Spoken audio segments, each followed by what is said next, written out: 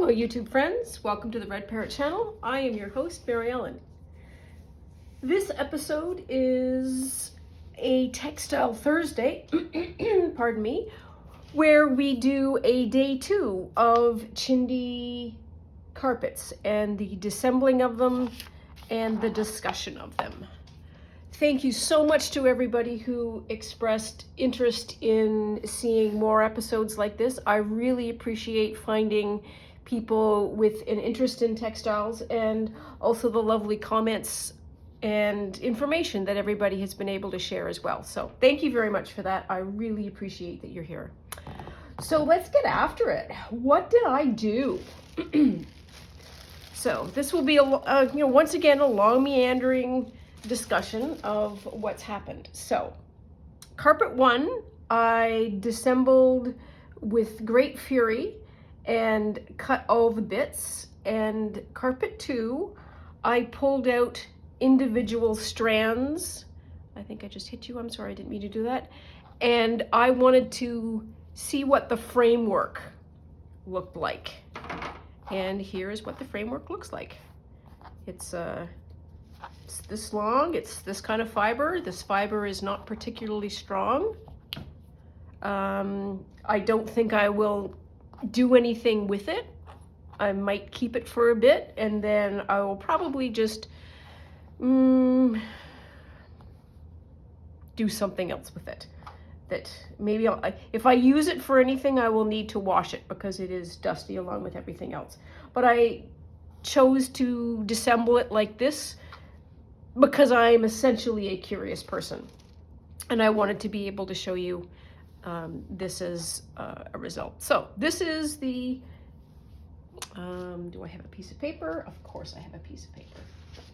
So this is, if we remember our little weaver with the loom.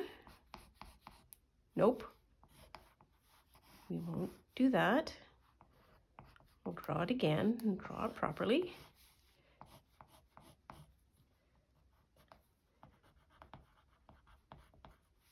The warp. So weaver, the loom, and this is the warp. So this would have been arranged along their warp like this, and they would have just put the fiber in, fiber in, fiber in, fiber in, beat it down, and that's how they made this carpet, and then tied off the two ends. So I'll put that back in here, and I put it in this bag so that I could keep it in some kind of order.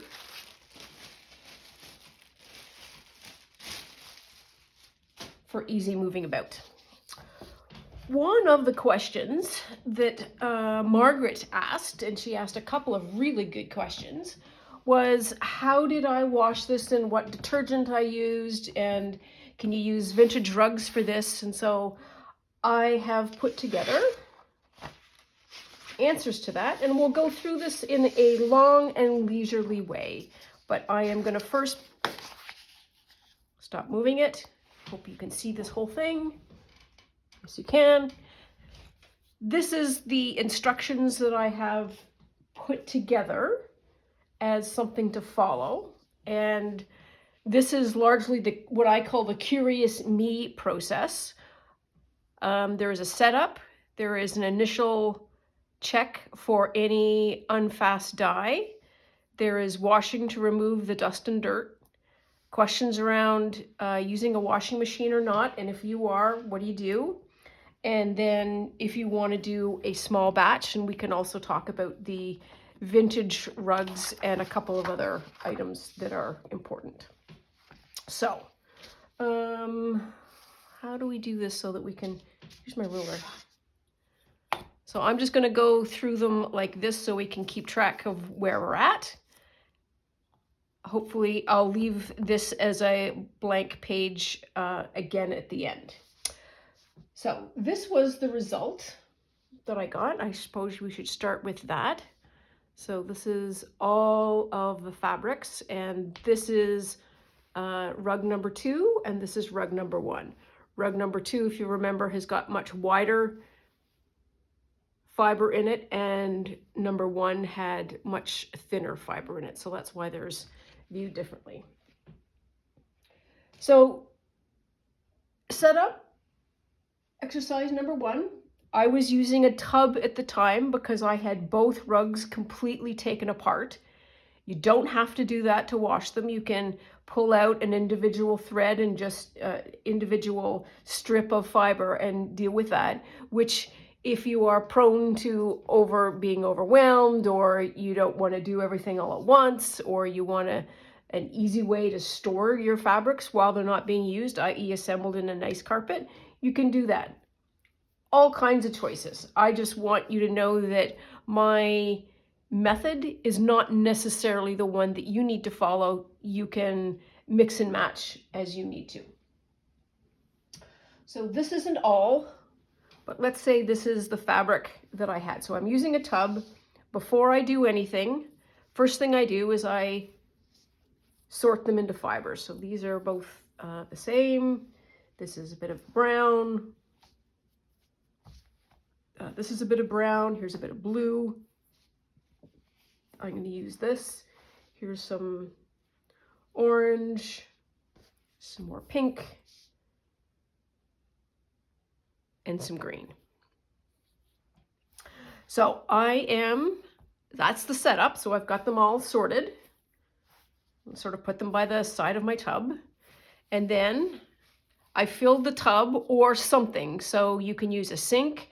You can use an aluminum pan like this if you are worried about dyes interfering with any very expensive porcelain you may have. You can use your wash tub, anything that holds water, a bucket, whatever. You fill it with water that is hot to the touch, like hot. You're gonna put these in the water. So let's say that we have, whoops, banged again. It's full of water. We're putting our fabrics in like this. Let's do that. And let's do that. So let's say this is our tub and we've got all the fabrics in there. So you make sure that the fabrics are all sort of wet and soaked. So you can sort of push and make sure everything is down. And then you're going to let them sit for about 5 to 10 minutes. And 5 to 10 minutes in hot water is going to allow any dyes to activate and to start bleeding into the water. Because there is no movement in the tub, the dye will have a very slow seep process and be sort of centralized within the fabric. So after the 5 or 10 minutes, you can press the fabric. You can sort of do this in the water, and you should see if there is any bleeding of dye matter. A bloom start to happen, a bloom of the color of dye. It stops being clear water. You may also get the bloom of dirt, but you will get, if this one, say, is the one that's got the bleeding fabric in it, you'll suddenly see this bloom of pink happen. If there's no change here, you can then say, this doesn't have, this has got a lot of dye-fast colors in it, so I don't have to worry. I have this one that's no bleeding. I can take that out. And then here, I can then just separate and then say, okay, is there dye that's seeping out of this? The answer to that is no. Dye seeping out of this? Yes. Then this, we know, this piece of fabric is not dye fast. Dye fast is important because you don't want to color other things. You want to be able to control what is happening with fabric that is not dye fast, just like you would in your normal laundry. So we then have fabric that is leaking dye versus fabric that is not leaking dye. And that's useful. So we've got sort of those two piles. Then we wash to remove the dust. So I would take, because I had so much, but you don't have to worry about this if you have, you know, 2 strands of this and 1 of that. You can wash them all together, but I tend to have lots of it, and keeping them all in the same colorway makes some sense to me. So I would then start to wash this separately and just do this kind of a squishing activity with as much clear water. Let it get muddy, drain the mud, and rinse and repeat until the majority of the mud has run clean. And this may take a while. There is a lot of dust in these fabrics. Then the detergent that I used was this. It is Tide Crystals. And oh dear, look at me. I did not mean it. I was being so careful. Clean up on all 5. Here we are. You can probably use whatever detergent is available. There is nothing special. That doesn't need to be a soft on fabrics kind of stuff, or, you know, stuff with bounce in it or whatever. I've got some more spills. Oh my goodness. I just used that as I needed it, put it in the water, lathered it up, and I sometimes would use that 2 or 3 times, again, to get the majority of the mud out. Once it was clean, then I just drip dried it. Because I was using my tub and my sink, I hung these on my curtain rod, and so I had this beautiful color gradation that was hanging along my curtain. And for the time that it was drying, it was really very pretty. It was a very nice feature in my bathroom. So that's essentially how I did the washing. Just as a quick recap, you're trying to find fabrics that aren't dye fast. Then you are going to pre-rinse out the mud. Then you're going to use a detergent to really get it clean, and then drip dry, and you're done. Now let's sort of circle back before we get into any more and talk about this dye for a minute. So I'm going to get these out of the way and get my other ones and my other ones. So these were the fabrics that bled, they were not dye fast at all. And you can see visually, I think what this is an over dye that's happened to this fabric. So it's a dye stain that has got a lot of residual dye in it. This one, I don't know if you can see, this one's fairly light, but you can see where that dark color is. That's not a feature of this fabric. It is otherwise clean, but it's not a pattern, and I think that is a dyeing error that's happened. And these dyeing errors are what made it scrap. And then in this one, you get a really clear view of what I think is a dye splash. It's there, and then on the other side as well, you can see that. This was atrocious in terms of not stopping any fabric bleeding. It bled green for hours, and I am not exaggerating, to the point where I finally stopped trying, threw the bulk of that out, and then kept this purely for demonstration purposes. So you never really know what's going to be a dye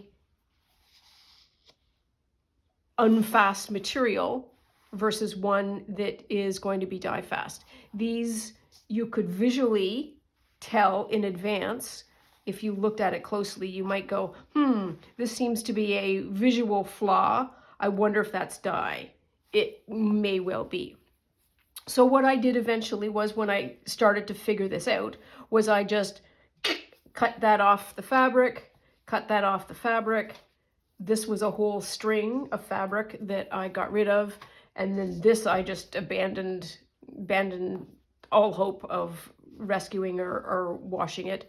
And then was able to use the rest of the fabric, and there was no issues whatsoever. So if you're going to, that's my lesson on dyes. So let's talk now about using a washing machine, because I don't know that everybody has my level of curiosity. You want to get on with just tell me how to clean it and how to get on with my life. So if you're using a washing machine, I strongly recommend you do the dye test first, and that is going to be exactly the way that I described it. Group it into colors, do a hot water sit test, see if there's anything, and then carry on. Or you might not care. You might say, it's going to be worth the risk. I'm going to throw the dye in and just whatever happens is whatever happens. So place the material in a lingerie bag. So this is a lingerie bag from the dollar store, Dollarama. I think you can buy like 2 in a packet or something. Super useful to have. And all you're going to do is take these and throw them in. Like that. And then you absolutely know how to use a lingerie bag, I am certain. And then it's this that you end up laundering. You could also do the same thing if you had a pillowcase, an old pillowcase that you don't mind getting dirty or maybe with some dye residue, and then just tie the end up so that you have the fabric that isn't going to escape. And I'm being super descriptive when I say this, just to be clear and complete. The reason why you want to use a lingerie bag is you have all of these long stringy bits that can get caught in machinery. The thread can get caught in machinery. It can get caught in each other, at least in unrelated pieces, and become these terrible knots of fabric that are easy enough to pull apart. Much easier if you have all of it in here, but you don't want to have this wrapped up in your machine mechanics at all, because you don't want to ruin your washing machine. And now I gotta get this straight. There we are. La la la. And this is just me folding it once and then just doing a very light knot there. That's how I keep them now that they are dry, and it might be useful to keep them like that when they're in there, just so that you have easy to work with bundles. So that's how I would use a machine. It's also advisable, I think, to wash this alone. So don't necessarily take, oh, here is my most precious whites, and I'll just throw these in along with it. You might be sorry, and I don't want to be a contributor to that grief. So I would wash them alone. The other thing, again, you can do is you can just pull out one length from the carpet, and then, oh, okay, I'm just going to be washing this. And so that would be easy enough to do in the sink. Just a hand wash in a bin or a bale, a pail, easy enough. And then you would have this piece to work with. At some point, you don't need all of this at once. That's kind of what I'm getting at. You can use them one at a time. And that's the want a small batch. So you can just pull out a strand and use that, or a couple, and you can be fine. Okay, so we've got that. What else did I want to talk to you about? I'm just going to keep this here so that you can have a look at that while we do some more talking. Let's pull this out. So I've got an undersheet to work here. So one of the things that was mentioned in the comments from a couple of people that I thought was a really great comment. So remember when I purchased the first carpet?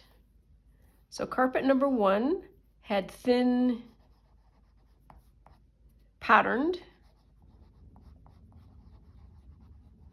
fabric, and then I bought a second carpet And I got, I'm pulling out here, all sticky. Come on, there we go. I got this. Very wide and monochrome.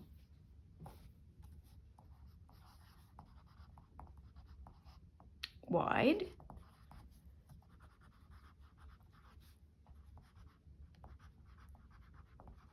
Material. And that gave me some information about how these were produced. And that is, there is variation in the kind of material that is used to do the actual weaving, and that is going to be the weft. So this weft material has got a lot of variation in it, or at least for me, I had 2 different ones. 2 other people wrote in. One person, I'm very sorry I can't remember your name, said that she got fleece material in her chindi. Somebody else wrote in and said that her chindi was 100% Disney fabric.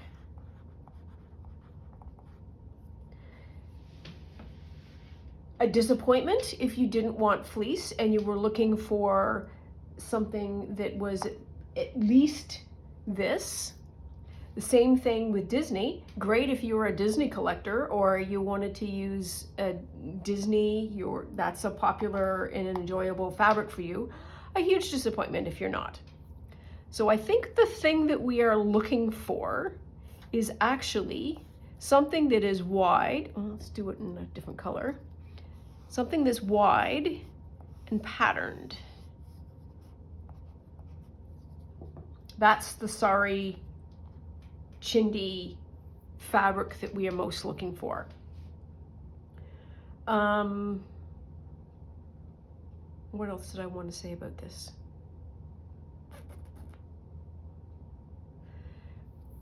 The best way to be able to assure yourself is to have an opportunity to buy it yourself, i.e. you are there in the store with the actual carpet so that you can have a close look at what the carpet is made of. So you can sort of pick around, look at the edges and do some discerning to figure out whether or not it is something that you want to have as broken down fiber.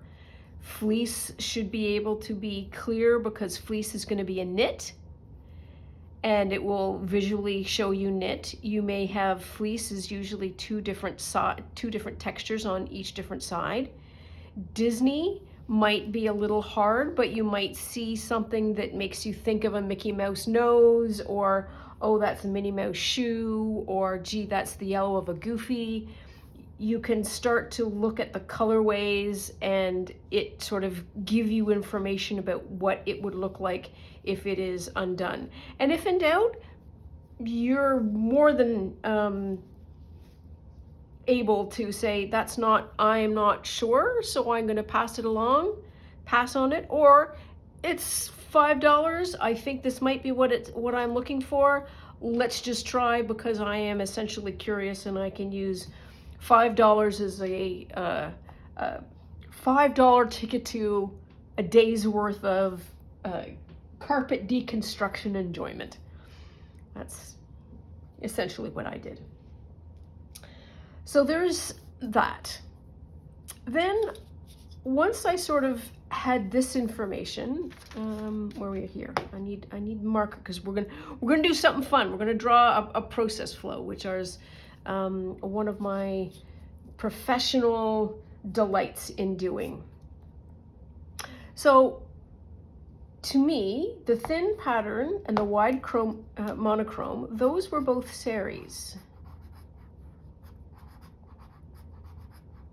The fleece, that's to me like a North American garment.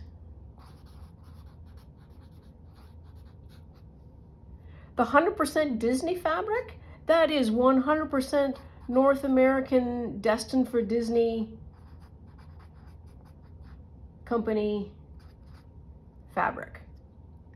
So we have 3.5 different fabrics that have made their way into the same type product called a chindi carpet. And I was kind of interested to know and to think about what that process was. And so I thought about it. And we're going to do a fun little process chart together. Because why not? We've got all the time in the world. So I'm going to move this out of the way. I'm going to assume that anybody who has wanted a picture of the washing instructions is able to get them. I'm just doing a little pause here, so in case you hadn't, you can scramble and clicky boo. Okay, there we are. Now let's think about how we got a chindi carpet. And this is a schmutzy piece of paper. Do I have one more left? Oh, got one more left. Okay, let's do another first piece. So how did this happen? How did this happen? So first of all, we have a garment factory. You have lots of them.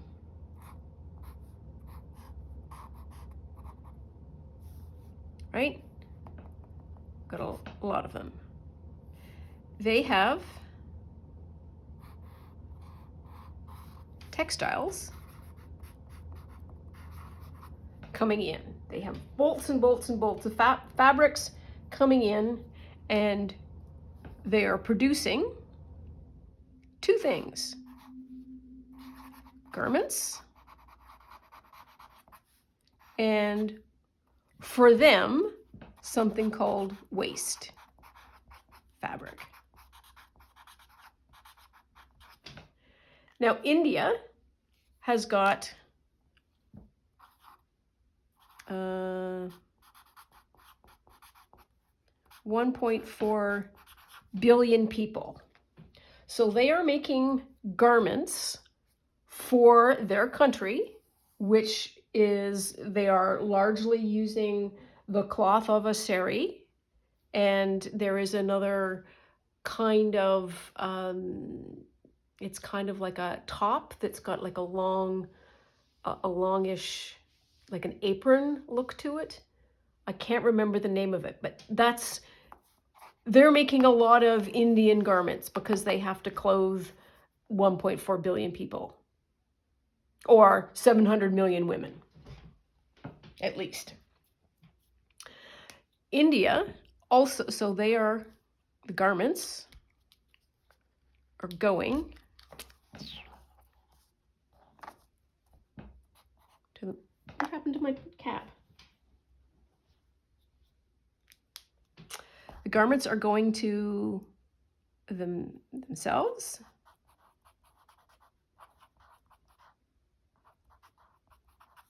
And they are being exported. Now, if we look at our own clothing, a lot of our clothing comes from other countries. I live in North America, so I am used to looking at clothing tags and seeing other countries manufacture, which makes perfect sense because their labor is less expensive, and that makes the cost for me less expensive. So the fleece, this doesn't work, that's why. So this would have been the fleece, and this would have been Disney. So that's where this waste fabric came from, because we have factories in India making fleece garments and making Disney garments.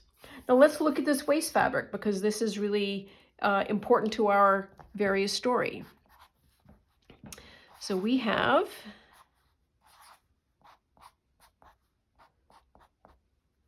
our little, our intrepid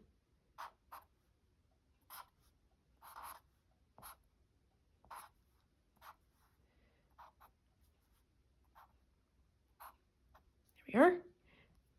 Come on, eye. There we are. Our intrepid worker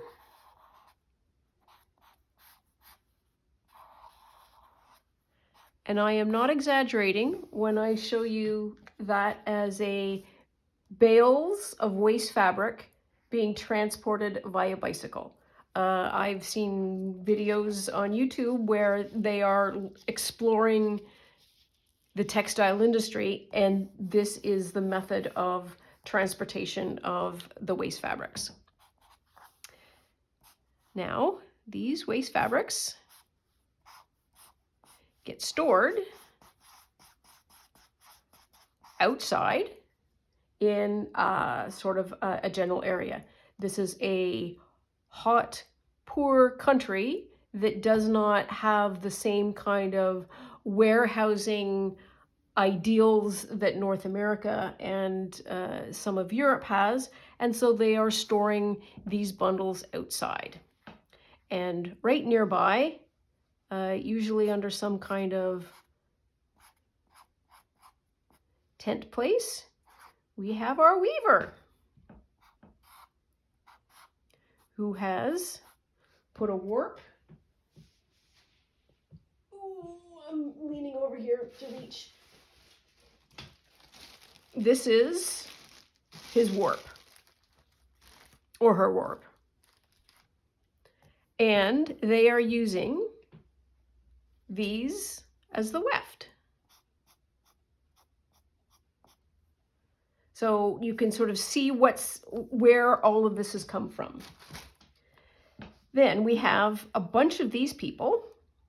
So we have buddy A, buddy B, buddy C. We have all of this part of the process making chindi rugs. So rugs are coming from various parts, various different businesses, various different parts of the country, and then they are being warehoused. It's called the chindi warehouse.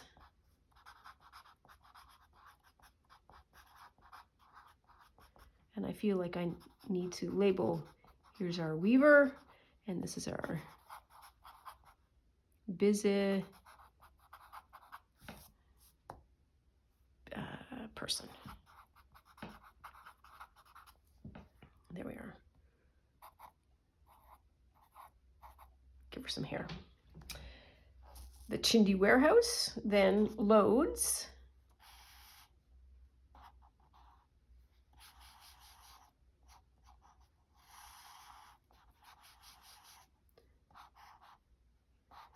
got a container ship.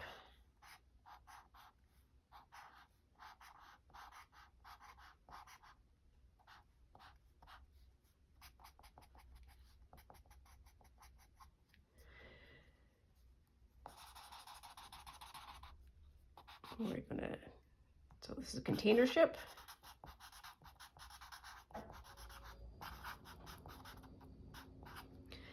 Goes to another warehouse.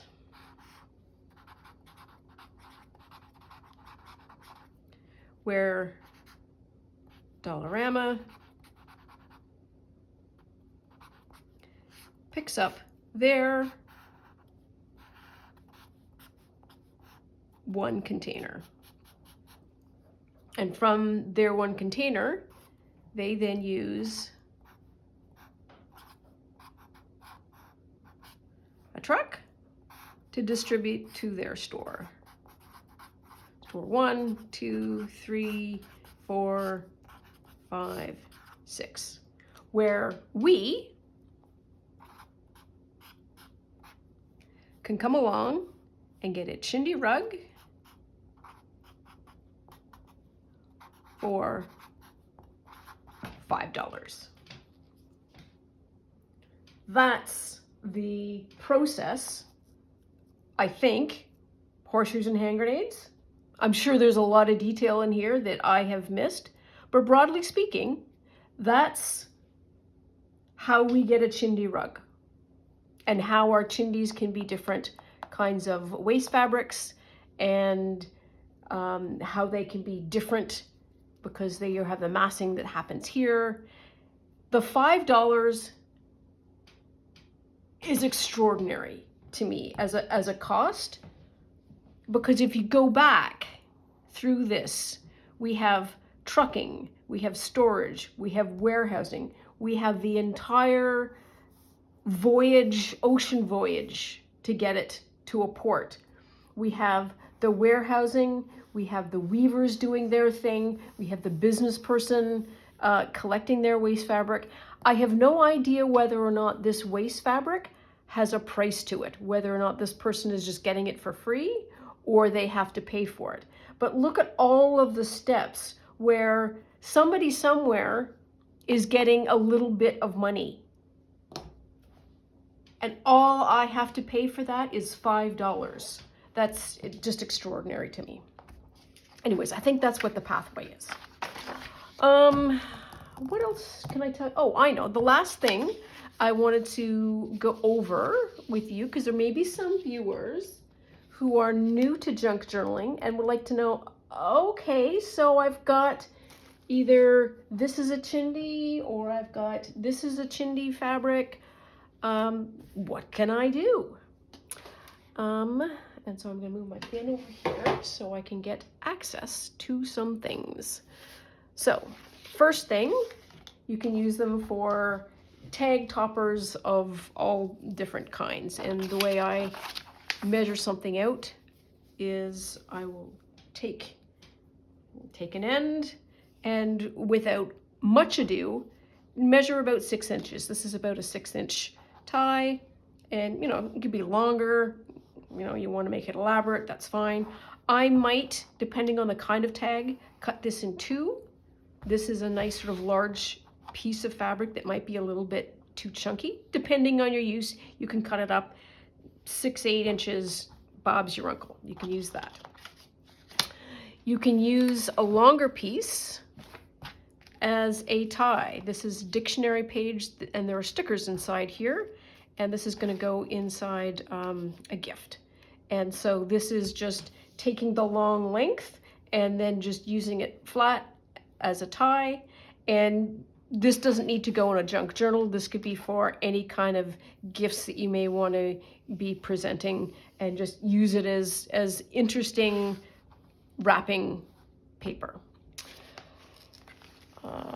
Other things we can use, I'm just using this Nancy Drew book as an example. So you could use, use that as spine binding if you wanted. This is probably large enough that you could cover, you can cover the whole book this way. You could use it as a lining. You could, cut it down and use it for, a fabric flip. Use that as the base, and maybe this is the top.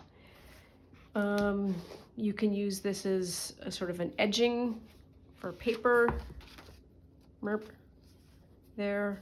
I think there's another video where I show you how to do some pleating, that you could actually pleat it using a sewing machine. You can use this for scrap quilting, all kinds of different things. So lots you can use it for, and one carpet should probably do you a while unless you are in production mode, of which some of you I am sure are. And good luck, Godspeed, because man, you do amazing work, and I can barely do one journal in 2 months. So my hat's off to you. Good job. I think that's all I have to say on chindi rugs. I hope I've answered all your questions. I hope I've given you some fun information. I think next week we are going to discuss why I went down the chindi hole rabbit hole in the even first place. Because of course it's a story. So thank you so much for being here, for being people that I can talk to about my passion for textiles and junk journaling. and for subscribing and your lovely support and comments. I really, really appreciate it. Thank you so much for joining me today. Have a decent day. Please like, comment, and subscribe, and I'll be sure to see you soon. Bye now.